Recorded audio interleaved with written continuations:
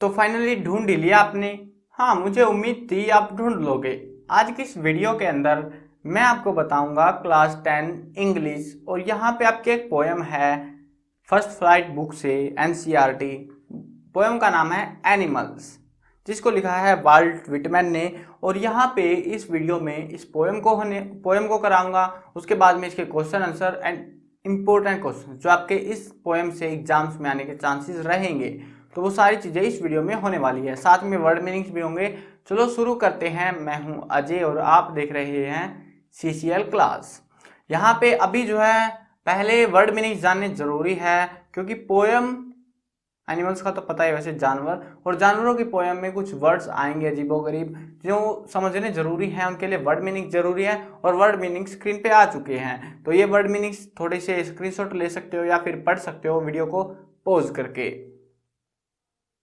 उम्मीद है आपने कर लिए होंगे ये चीज। तो अब चलो आगे चलते हैं, और इस तरफ हो जाता हूं मैं थोड़ा सा, क्योंकि इस तरफ में हमारे पैसेज आने वाले हैं, जो स्टैंजास है वो आएंगे। तो फोटो आ चुका है स्टैंजा नंबर 1 का, और देखते हैं इसके अंदर क्या है। I think I could turn and live with animals. मुझे लगता है, आई थिंक मैं सोचता हूँ, आई कुड टर्न मुझे बदल जाना चाहिए, and live with the animals मतलब कि मुझे इंसानों को छोड़ के जानवरों के साथ में रहना शुरू कर देना चाहिए। They are so placid. Placid का मतलब होता है शांत। वो बहुत ज्यादा शांत होते हैं। एंड सेल्फ कंटेन यानी कि आत्म संतुष्ट होते हैं, यानी कि उनको शांत है, उनको कोई टेंशन नहीं है, कुछ लेना देना नहीं है, वो चुपचाप पड़े रहेंगे अपना मजे में। आई स्टैंड मैं खड़ा होता हूँ, एंड लुक एट दैम मैं उनकी तरफ देखता हूँ, लॉन्ग एंड लॉन्ग दूर दूर तक देखता हूँ। दे डोंट स्वीट वे पसीना नहीं बहाते। देखो यहाँ पे पसीना बहाने का मतलब क्या है कि हम लोग क्या करते हैं, मेहनत करते हैं पैसा कमाने के लिए, तो वो ऐसा नहीं करते, उनको कुछ लेना देना नहीं उस चीज से। दे डोंट स्वीट वो पसीना नहीं बहाते। And wine about their condition और ना ही अपनी, वाइन का मतलब होता है शौक मनाना, टेंशन चिंता करना अपने बारे में। तो दे डोंट वाइन अपने बारे में कोई चिंता नहीं है उनको।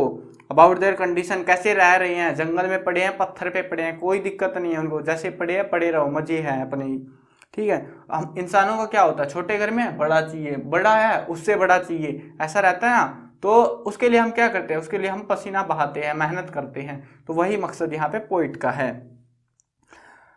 अगली लाइन है दे डोंट लाई वे झूठ नहीं बोलते। अवेक इन द डार्क अंधेरे में रात को जागे नहीं रहते, वो झूठ नहीं बोलते। ठीक है। And we for their sins अपने पापों के लिए नहीं रोते।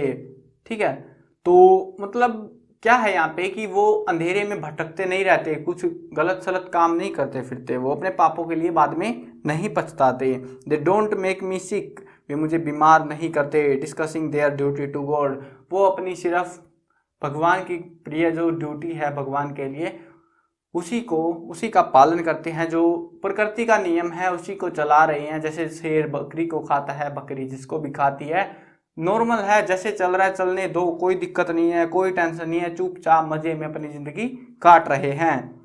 नॉट वन इज डिससेटिस्फाइड कोई भी, मतलब सेटिस्फाइड का मतलब संतुष्ट।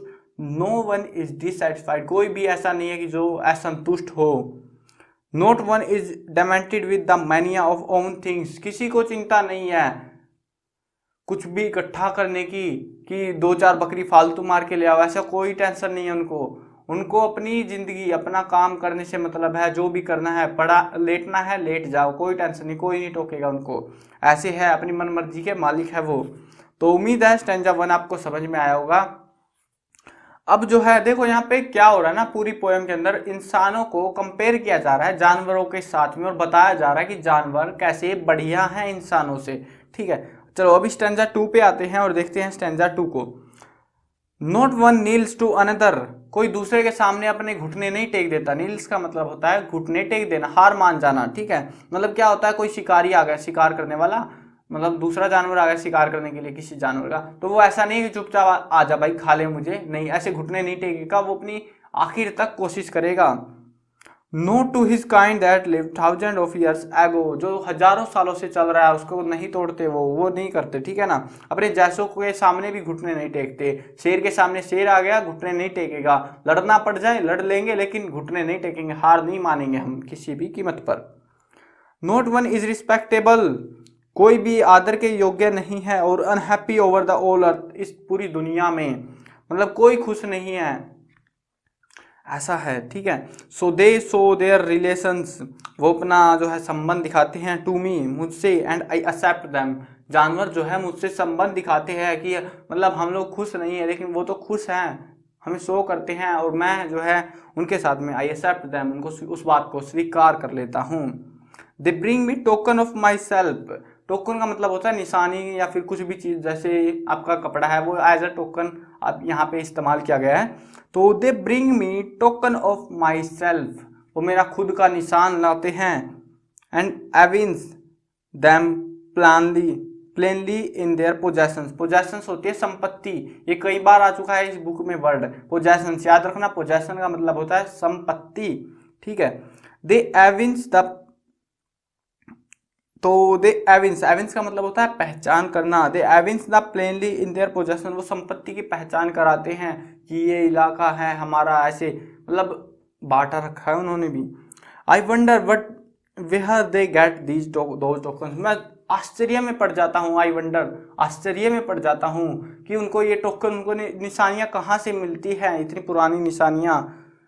Did I pass that way huge times ago, क्या मैंने उनको कभी बहुत टाइम पहले खो दिया था या किसी और ने खो दिया था, एंड नेग्लिजेंटली ड्रॉप दैम, और उनको गिरा दिया था, नेग्लिजेंटली होता है लापरवाही से, तो क्या मैंने उनको लापरवाही से नीचे गिरा दिया था।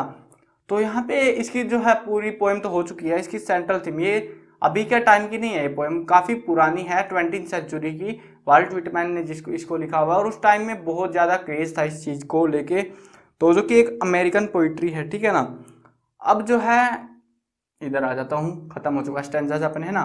तो यहाँ पे जो है इस पूरी पोएम के अंदर क्या कर रखा है, इसमें कंपैरिजन है जानवरों का इंसानों के साथ में, सेंट्रल थीम बोल सकते हैं आप पोएम की, क्या है वो कि इंसानों का कंपेयर किया गया है जानवर एनिमल्स के साथ में, और फर्क क्या पता लगा हमें कि एनिमल्स चुपचाप रहते हैं, सेल्फ सेटिस्फाइड है वो, लेकिन इंसान ऐसा नहीं है, इंसान को लालच है, वो रात को धक्के खाते फिरते हैं, वो सोते नहीं है, और लालच ग्रीड भरा पड़ा है उनके अंदर, जबकि जानवर ना तो अपना पसीना बहाते ना ही वो मेहनत करते, वो संतुष्ट है जो कुछ उनको मिला हुआ है अपनी कंडीशन को लेके, वो खुश हैं। तो ये चीज़ है यहाँ पे इस पोएम के अंदर। उम्मीद है पोएम समझ में आई होगी, और बहुत ही इजी सी पोएम थी। अब चलो क्वेश्चन आंसर करते हैं इसके textual questions.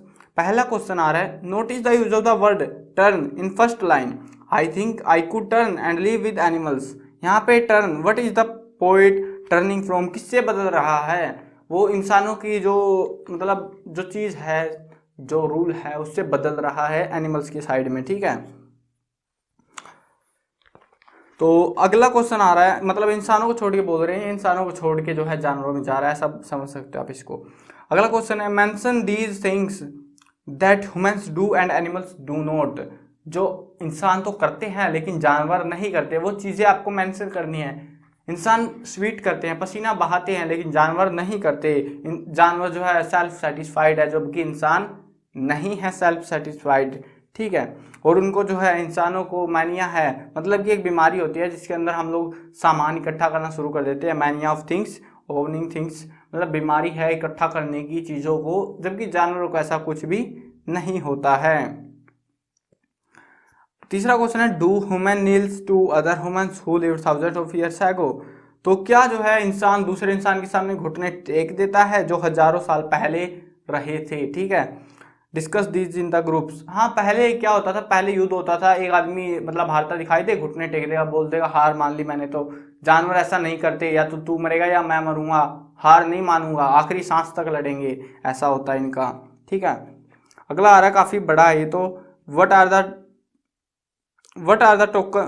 tokens that the poet say he may have dropped long ago and which the animals have kept for him, discuss this in class, मतलब कि जो टोकन्स है वो उसने लापरवाही से बहुत समय पहले गिरा दिए होंगे, जो कि अब जानवरों ने सुरक्षित रखे हैं।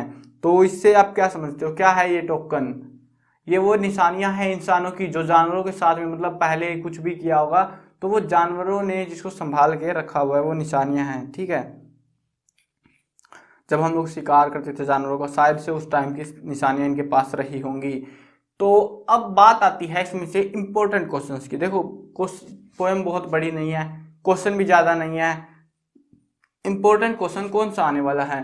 तो एक क्वेश्चन तो ये आ सकता है कि जो हमारा पोइट है वाल्ट व्हिटमैन, वो इंसानों को छोड़ के जानवरों के साथ क्यों रहने वाला है, क्यों रहने जा रहा है।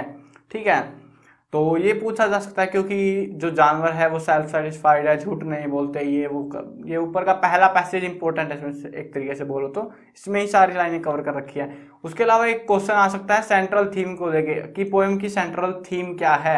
ठीक है, वो छोटी सी मैंने बताई थी आपको, तो वो थीम आपसे पूछी जा सकती है, कभी कभार आती है, ज़्यादा चांस नहीं है बट आ सकती है, थीम भी पूछी जा सकती है। और आएगी तो 2 या 3 नंबर में आएगी थीम तो, लेकिन अगर वो टर्निंग वाला क्वेश्चन आएगा तो वो सिर्फ 1 या 2 ही नंबर में, 2 में तो बहुत कम चांस है, 1 में ही आएगा, मोस्टली चांस रहेंगे। तो ये था इस वीडियो में, और उम्मीद है चैप्टर नहीं, पोएम समझ में आई होगी। कहीं पर कोई भी डाउट आपको तो हमें पूछ सकते हो कमेंट्स के थ्रू। मैं कवर करने वाला हूँ क्लास 8, 9, 10, 11 और 12th क्लास की सभी सब्जेक्ट्स की video, Hindi medium English medium दोनों में होने वाली है। तो इंतजार किस बात का, इस तरफ में सब्सक्राइब का बटन है, सब्सक्राइब कर लो, साथ में घंटी आएगी उसको दबा देना ताकि कोई भी अपडेट आपसे छूटने ना पाए।